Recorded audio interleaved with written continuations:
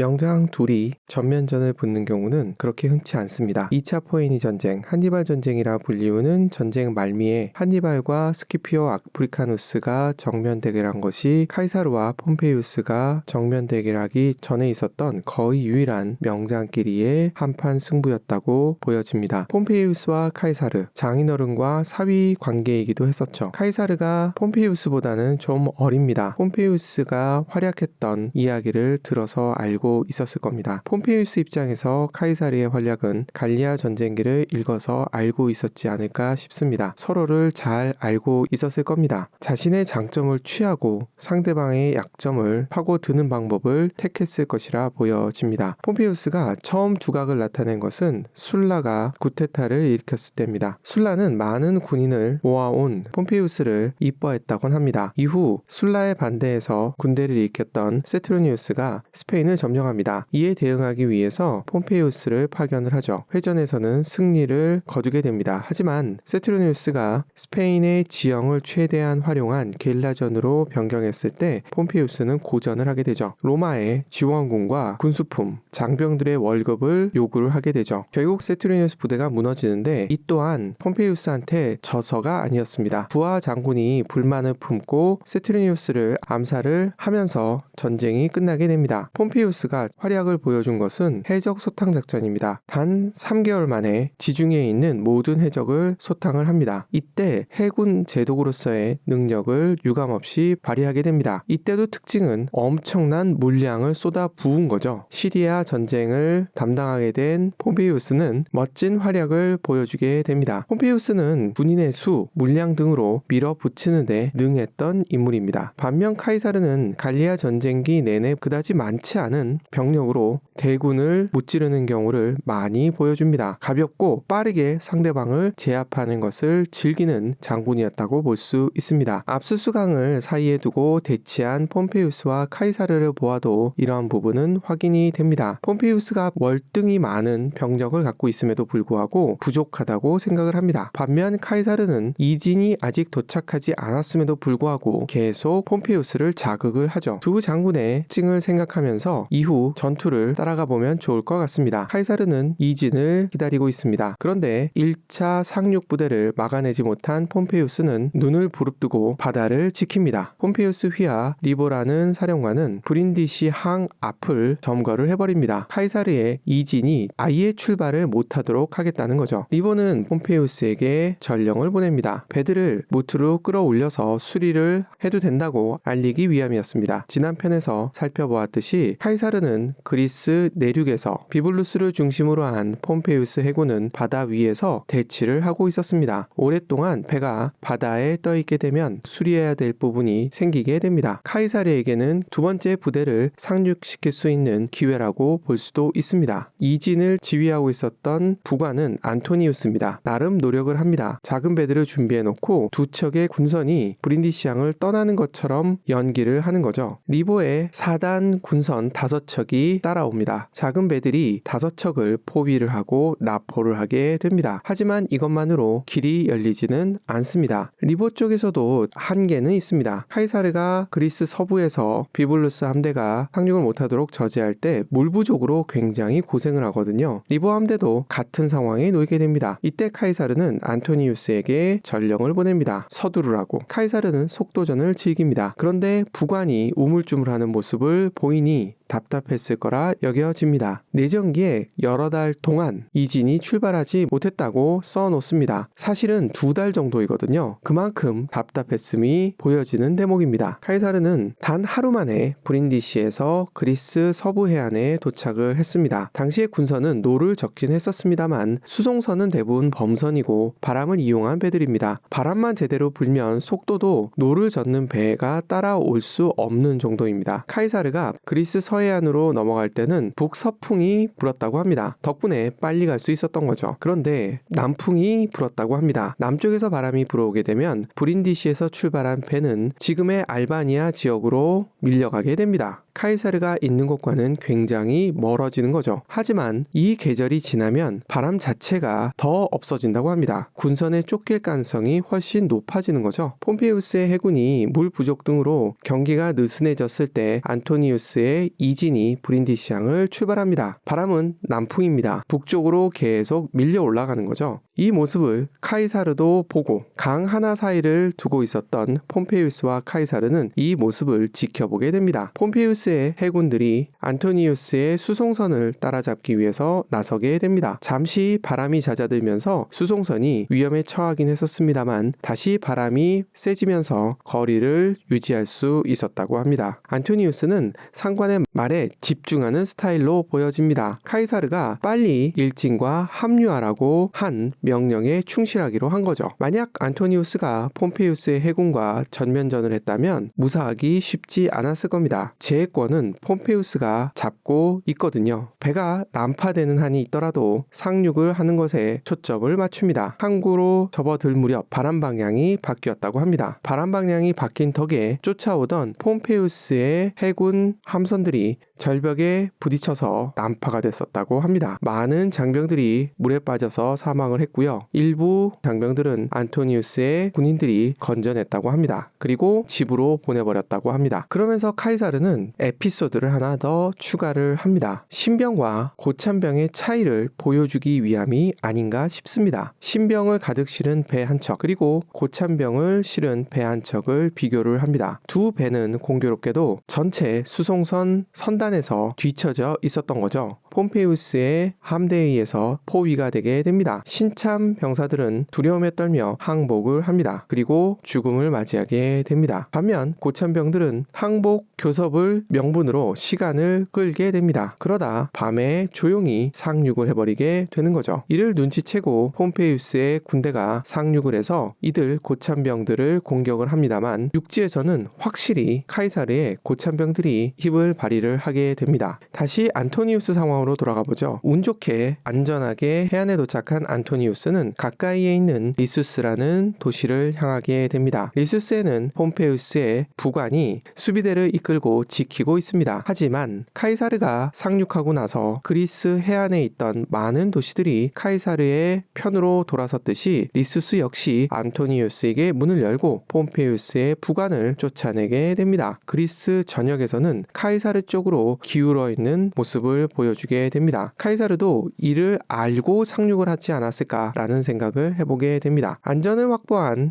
안토니우스는 세 번째 부대와 군수품을 위해서 배를 돌려보내게 됩니다. 폼페이우스가 이탈리아로 진격할 수도 있다는 정보를 들은 적이 있었기 때문에 갈리아 선박들을 대기를 시켜놓습니다. 하지만 루비콘강을 건넌 카이사르가 폼페이우스의 지역구를 휩쓸고 다닐 때 지역 주민들이 성문을 활짝활짝 여는 것을 보고 충격을 받았을 수도 있습니다. 이탈리아 반도로 들어가서 승산이 없다고 생각하고 있었을지도 모릅니다. 단순히 카이사르가 제패하고 있다고 할 수 있는 이탈리아에 대한 해상 포위 작전만 생각하고 있었는지도 모릅니다. 카이사르는 이탈리아로부터 보급을 받기 위한 수송선은 염두에 둔 듯 하지만 폼페이우스를 따라 이탈리아로 돌아갈 준비를 하고 있는 모습은 그다지 보여주지 않습니다. 물론 만약에를 어느 정도는 대비하고 있는 모습이 살짝 비치기는 하지만요. 카이사르 앞에는 압수수강이 놓여있고 강 건너편엔 폼페이우스가 있고 거기서부터 130km 북쪽에 안토니우스가 상륙한 겁니다. 빠르게 안토니우스 부대와 합류를 해야 합니다. 만약 그냥 두게 되면 폼페이우스 대군에 의해서 전멸할 수도 있습니다. 폼페이우스가 두려워한 것은 카이사르지 안토니우스 같은 부장이 아니니까요. 카이사르는 크게 우회를 해야만 합니다. 주특기를 살려 최대한 빠르게 행군을 하기 시작합니다. 안토니우스는 카이사르에게 도착했음을 알리고 남진을 하기 시작합니다. 폼페이우스는 안토니우스를 향해 북진을 하고요. 여기서 안토니우스에게 행운이 따릅니다. 폼페이우스의 대군이 진군해 오고 있다는 사실을 인근 그리스인 주민들이 안토니우스에게 알려준 거죠. 이를 들은 안토니우스는 진지를 구축하고 방어 태세를 갖추고 있습니다. 폼페이우스의 군단은 숫자가 많습니다. 아무래도 속도가 느릴 수밖에 없는 거죠. 있죠. 카이사르는 가볍게 그리고 빠르게 움직이는 것이 몸에 밴 고참병들로 구성이 되어 있습니다. 결국 폼페이우스가 나타나기 전 카이사르는 안토니우스 군대와 합류를 하는데 성공을 합니다. 이 소식을 들은 폼페이우스는 남진을 하게 됩니다. 디라키움,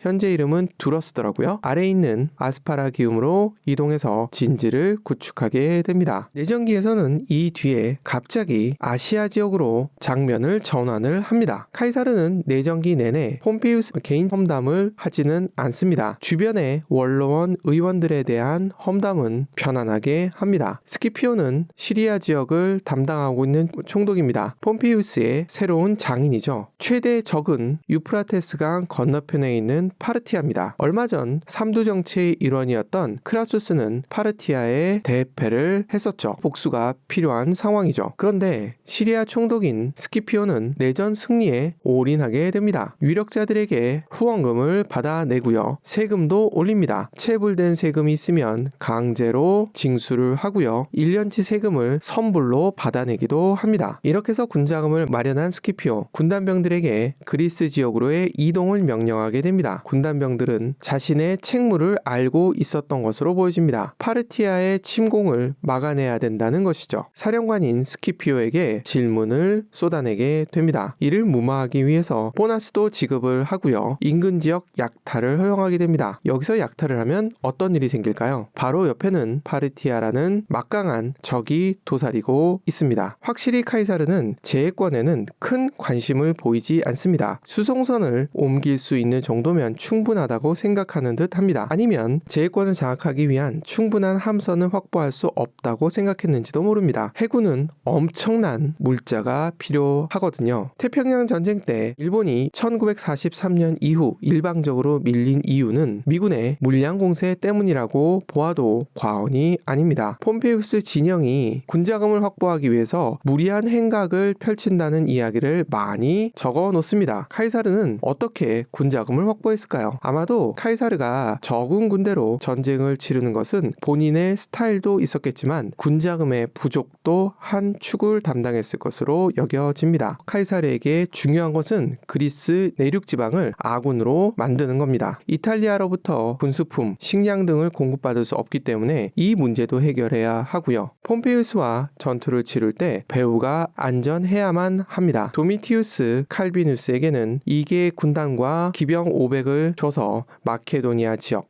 그리스 지역으로 파견을 합니다. 동쪽이라고 할 수 있는 테살리아 지역으로는 카시우스 롱기누스를 보냅니다. 1개 군단과 200명의 기병을 보냈다고 합니다. 동남부라고 할 수 있는 아이톨리아 지방으로는 사비누스에게 5개 대대와 아주 적은 수의 기병을 딸려보내게 됩니다. 아이톨리아 지방의 도시국가들은 폼페이우스 수비대를 내몰고 사비누스에게 문을 엽니다. 테살리아 지역은 5대5 정도였다고 합니다. 마케도니아 지역은 카이사르의 군대를 환영했다고 하고요. 아시아 지역에서 충분한 군수품을 확보하고 약탈로 배가 부른 장병들을 이끈 스키피오가 그리스 지역으로 들어오게 됩니다. 스키피오의 행군 경로에는 마케도니아가 있습니다. 마케도니아에서 활동하고 있었던 칼비누스는 빠르게 카시우스와의 합류를 서두르게 됩니다. 이를 안 스키피오는 칼비누스가 카시우스와 합류하기 전에 해결을 하려고 급히 따라가게 됩니다. 칼비누스는 카이사르에게 배운 대로 속도를 높입니다. 스키피오도 속도를 높이기 위해서 할리 아크몬 강, 이 강은 마케도니아와 테살리아 지역을 가로지르는 강입니다. 이 강변에 파비니우스에게 8개 대대를 줘서 군수품을 지키라고 합니다. 몸을 가볍게 하자는 거죠. 카시우스의 군단에 접근을 하게 됩니다. 이때 파비니우스는 칼비누스의 군대가 군수품을 보관하고 있는 진지로 접근하고 있다는 사실을 스키피오에게 알립니다. 칼비누스는 2개 군단을 이끌고 있고요. 파비니우스는 8개의 대대일 뿐입니다. 숫자에서도 밀리고 전투 경험에서도 밀립니다. 스키피오는 위험을 감지하고 파비니우스를 도우러 돌아가게 됩니다. 할리 아크몬 강을 사이에 두고 두 부대는 대치하게 됩니다. 먼저 공격의 뜻을 보인 것은 스키피오 군단입니다. 강을 건너 도미티우스 칼비누스 진지 앞에 군단을 배치하게 됩니다. 그런데 도미티우스 칼비누스가 훨씬 더 적극적인 모습을 보였던 듯 합니다. 덕분에 스키피오 군단은 자기 진영 바로 앞에 군단을 배치할 수밖에 없게 되죠. 기선제압을 당한 겁니다. 그래서 스키피오는 다시 강을 건너 원래의 진지로 돌아가게 됩니다. 이후에도 스키피오는 칼비누스의 기병들이 말을 먹이러 나왔을 때 기습을 하기도 합니다. 하지만 기습을 물리치는 것은 갈리아 전쟁 내내 카이사르 군단이 보여준 주특기이기도 합니다. 카이사르 부장 칼비누스가 전면전을 치를 필요성을 계속 느낍니다. 이번에는 칼비누스가 작전을 씁니다. 식량 부족으로 퇴각하는 척 하는 거죠. 매복을 했다가 포위전으로 섬멸하겠다는 계획을 세웁니다. 그런데 초병이라고 할 수 있는 2개 소대가 칼비누스가 매복해 있는 지역에 들어왔을 때 기병들의 말이 울음소리를 내게 되고, 이 소리를 들은 초병들이 후퇴를 하는 모습을 보고 스키피오 군단은 진군을 중단하게 됩니다. 덕분에 스키피오 군단은 초병 2개의 소대를 제외한 큰 피해 없이 진지로 돌아가게 됩니다. 그리고 이들 부대는 교착 상태에 빠지게 됩니다. 배경은 오리쿰 앞바다입니다. 카이사르가 상륙했던 근처죠. 이곳에 배들이 정박해 있습니다. 아킬리우스라는 부장에게 3개 대대를 주어서 수비를 시킵니다. 배들을 지키는 것에 초점을 맞춥니다. 항구 입구에 배를 하나 침몰시켜서 폼페이우스의 배들이 진입하는 것을 막게 됩니다. 하지만 폼페이우스가 보낸 폼페이우스의 아들 그나이우스 폼페이우스는 이 배를 끌어내고 물량 공세를 펼치게 됩니다. 아킬리우스는 후퇴를 할 수밖에 없고요. 탄력받은 그나이우스 폼페이우스는 안토니우스가 상륙했던 리수스 앞바다로 향하게 됩니다. 안토니우스가 준비해놨던 30여 척의 배를 불태워버리게 되고요. 상륙해서 리수스를 공격합니다만 실패합니다. 폼페이우스의 군단은 바다에서는 힘을 발휘합니다만 육지로 올라오면 맥을 못 추는 모습이 일관적으로 보여집니다. 이렇게 주변을 설명한 카이사르, 폼페이우스가 디라키움 바로 아래에 위치한 아스파라기움에 있다는 것을 확인했다고 적고 있습니다. 그리고 그곳으로 빠르게 행군을 합니다. 아스파라기움과 디라키움 사이를 막는 전략을 세웁니다. 폼페이우스는 군량미 등을 아시아 지역에서 배로 공수를 받고 있습니다. 디라키움도 식량이 일부 있습니다만 주로 무기들이 보관되어 있습니다. 폼페이우스가 점령하고 있었던 아스파라기움은 범선들, 그러니까 수송선들이 들어오기 좋은 위치인 거죠. 워낙에 폼페이우스 부대는 대군입니다. 디라키움에 다 들어갈 수 없는 정도였던 것으로 보여집니다. 카이사르는 보급로를 끊으려고 합니다. 그래도 폼페이우스는 바다로 모든 것을 공급받을 수 있지 않느냐라고 생각할 수 있습니다. 배로 식량은 충분히 수송할 수 있을지는 모르겠지만 말 사료라든가 물 등을 충분히 공급받기는 쉽지 않습니다. 카이사르 쪽도 상황이 좋은 것은 아닙니다. 이탈리아로부터 식량, 군수품 등을 보급받을 수 없습니다. 제해권을 뺏겼기 때문이죠. 위성사진을 보면 아시듯이 이 지역은 산이 많습니다. 원래부터 이 지역은 자급자족이 어려운 지역입니다. 여기에 폼페이우스가 이 지역에 남아있는 식량을 모두 가져가 버린 상태였기 때문에 더 식량 부족에 시달리게 되는 거죠. 대치하고 있는 카이사르 부대와 폼페이우스 부대, 당장은 폼페이우스 부대가 훨씬 유리해 보입니다. 하지만 폼페이우스 부대는 대군입니다.